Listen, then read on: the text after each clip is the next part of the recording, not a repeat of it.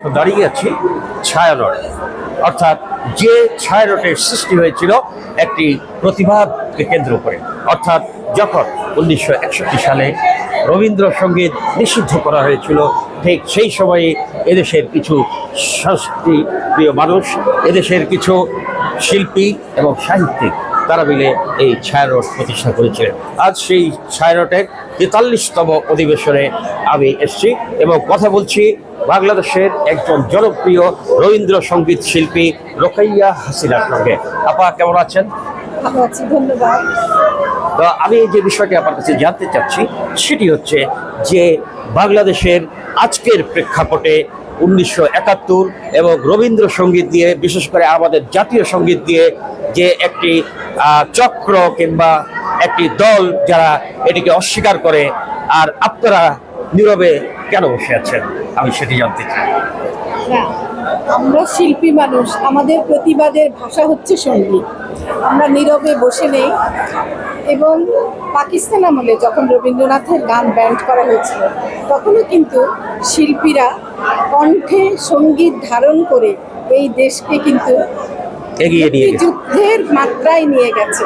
এবং মুক্তিযুদ্ধটা সংগঠিত হচ্ছে সেই 61 সালের রবীন্দ্র বিরোধিতার সূত্রপাত থেকে। তার আগে বলি যে আমাদের 52 ভাষা আন্দোলন যুগে যুগে বাঙালির অস্তিত্ব এবং বাঙালির সংস্কৃতির উপরে যে আমাদের আঘাত এসেছে, তার প্রতিবাদ স্বরূপ আমরা যারা সঙ্গীত শিল্পী, সঙ্গীত সাধনা করি, সাহিত্যের সাধনা করি, তারা নীরবে আমরা যে কাজগুলো করেছি সেটিরই প্রতিফলন আজকের আমাদের এই গান। তো আপা আসলে চমৎকার করেই ব্যাখ্যা করেছেন, কিন্তু তারপরেও আমার মধ্যে একটি কষ্ট আছে। এদেশের একজন জ্যেষ্ঠ নাগরিক হিসেবে আমার মনে হয় যে আমরা শিল্পী সাহিত্যিকরা সাময়িক কালের জন্য হলেও আমাদের প্রতিবাদের ভাষা থেকে আমরা দূরে সরে গেছি। আপনি কি আপা আমার সঙ্গে একমত? প্রতিবাদের ভাষা, আমরা যারা শিল্পী সাহিত্যিকরা লিখছেন, আমরা শিল্পীরা গান গেয়ে যাচ্ছি। আমরা কিন্তু রবীন্দ্রনাথের গান, আজকে আমাদের এখানে যে ভীতি আলেখ্যটি হয়েছে, ফিরে চল মাটির টানে, প্রত্যেকটা গান যদি আপনি শোনেন, আমরা স্বদেশ পর্যায়ের গান করেছি, জাগরণমূলক গান করেছি। এবং শিক্ষিত অজ্ঞান সম্পন্ন মানুষ যদি এই গান শোনে, তার ভিতরটা জাগ্রত হবে। আমরা তার অস্ত্র হাতে যুদ্ধ করতে পারবো না, আমরা কণ্ঠ দিয়ে যুদ্ধ করি। আমরা মানুষের মধ্যে মানবতা জাগিয়ে তুলব, বাংলাদেশের জাতীয়তাবাদ জাগিয়ে তুলব এবং দেশমাতৃকার ভালোবাসার টানে আমরা জেগে উঠব। চমৎকার করে বললেন বাংলাদেশের একজন জনপ্রিয় কণ্ঠশিল্পী, বিশেষ করে রবীন্দ্রসঙ্গীত শিল্পী আমাদের রোকাইয়া হাসিনা আপা। আপা, আপনাকে আরেকটি প্রশ্ন করে শেষ করতে চাই যে আমাদের যে সাংস্কৃতিক অঙ্গনের যে প্রতিবাদ, সেটি তো আপনার ভাষায় আপনি বললেন অব্যাহত রয়েছে। এটি সামনের দিনে আরো বেগবান হবে কিনা, আমি সেই বিষয়টি আপনার কাছে। অবশ্যই সেটি বেগবান হবে, বেগবান হতে হবে।